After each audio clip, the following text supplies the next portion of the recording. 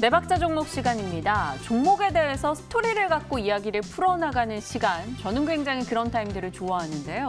오늘 한 종목 짚어서 그 종목을 둘러싼 여러 가지 이야기들을 나열해 보겠습니다. 글로벌 인베스트먼트 김동희 대표와 함께합니다. 어서 오세요, 대표님. 네, 안녕하세요. 네, 오늘 저희가 이 타이밍에 어떤 종목으로 매매를 해보면 좋을까? 그 종목을 골라내서 보겠습니다.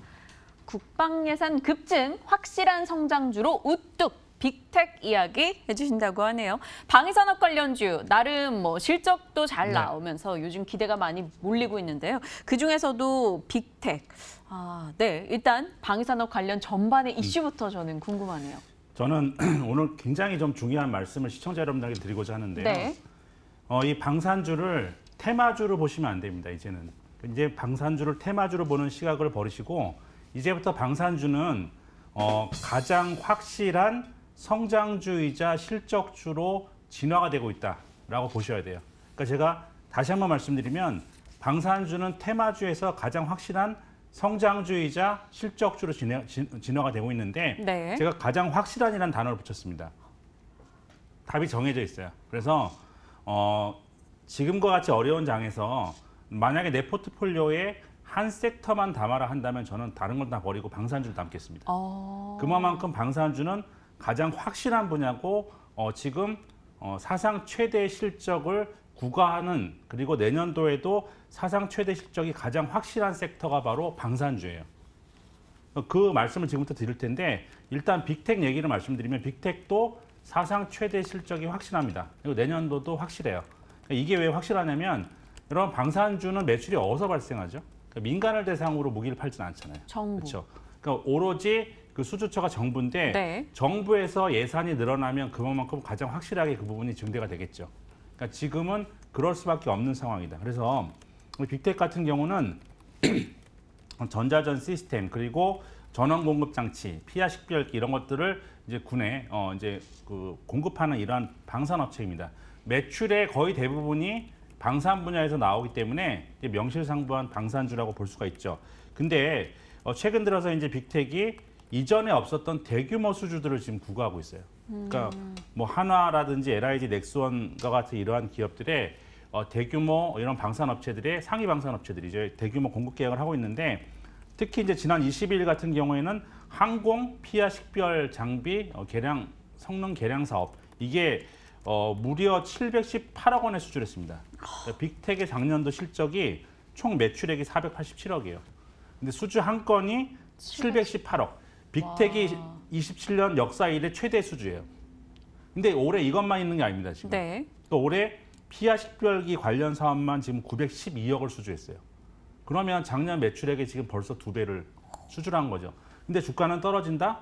여러분 어떻게 생각하세요? 그러니까 오히려 지금 방산주는 이 빅텍이 가장 좋은 지금 대규모 수주들을 좀 하고 있는 상황이라서 오늘 탑픽을 잡았지만 방산주 전체는 가장 확실한 섹터입니다. 지금. 그리고 아까 뭐 말씀드렸지만 수주 창사 이래 뭐 사상 최대 실적 네. 확실한 상황이고요.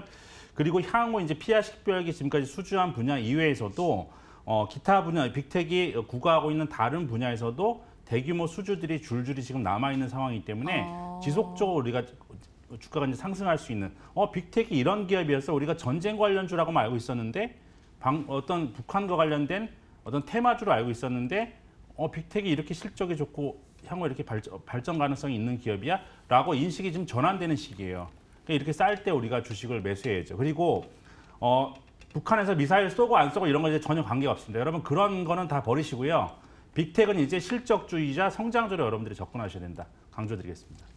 나라면 지금 모든 섹터를 팔고라도 이 섹터에 투자하겠다라고 의견을 주신 만큼. 방산 섹터에 투자를 하겠다라고 방산 섹터에 대해서 확실한 의견을 주고 계십니다. 그리고 빅텍 의견을 주셨어요. 사실 테마주로 엮여서 득보는 기업들도 있고 테마주로 엮여서 좀 손실을 보는 데도 있는데 빅텍 같은 경우는 항상 저희가 뭐 남북 관계 안 좋을 때 전쟁 관련주 뭐 이런 네. 식으로만 좀 인식을 해왔었었는데 지금부터 달리 봐야 한다라고 이야기를 해주십니다. 그럼 빅텍이 이렇게 뭐 한 번에 최대 금액을 따낼 만큼 수주를 계속 하고 있는 이유가 뭘까요?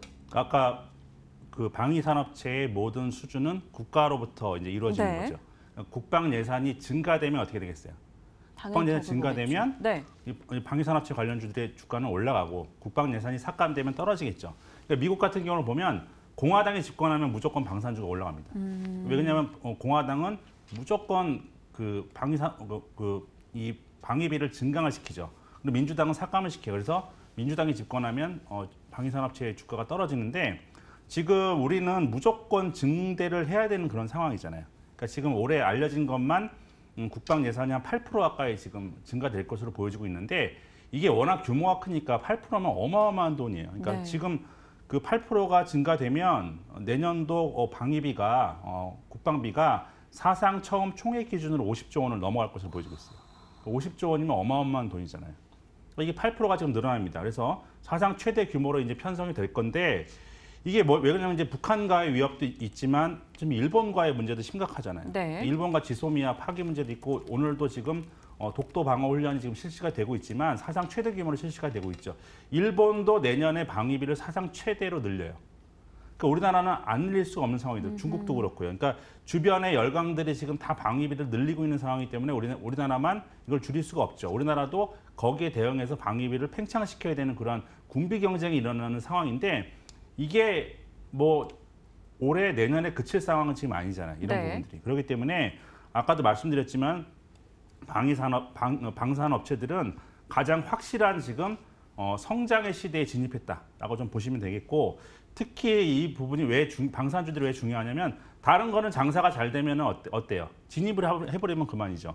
근데 방산주라는 거는 진입 장벽이 딱 정해져 있습니다. 그러니까 업체들이 정해져 있기 때문에 이거는 거의 신규 업체들이 진입할 수가 없는 영역이에요. 그러니까 진입 장벽이 굉장히 높은 섹터에서 수혜를 누리는 업체들이 딱 정해져 있기 때문에 방산주는 가장 지금 이 불황기에 가장 큰 성장을 구가하는 산업이다라고 좀 볼 수 있겠고 아까도 말씀드렸지만 일본 등 주변국이 이제 그 안보 경쟁 속에서 이제 방위비를 극대화시키고 있는 이러한 상황이다. 그래서 이 빅텍과 같이 매출액의 대부분이 방위 산업 부분에서 나오는 이런 업체들은 가장 확실한 성장주의다라고 좀 말씀을 드릴 수가 있겠습니다. 네. 이런 얘기 있잖아요. 미국에서 이 공화당이 집권할 경우 인프라 예산보다는 방위 산업비가 훨씬 늘어나면서 방산주가 과거에 잘 나갔었다. 이 얘기 이번에도 뭐 통하는 이슈일까요? 네, 그렇습니다. 지금은 뭐 트럼프 공화당이 집권하고 있는 시기죠. 이건 통계적으로 딱 나와요. 그러니까 뭐냐면 무조건 공화당이 집권하면 방위비를 엄청나게 늘립니다. 근데 이제 민주당 같은 경우에는 클린턴 집권기에 방위비를 0.3% 감소시켰고요. 네. 그리고 오바마 집권기에는 1% 감소시켰어요. 연평균.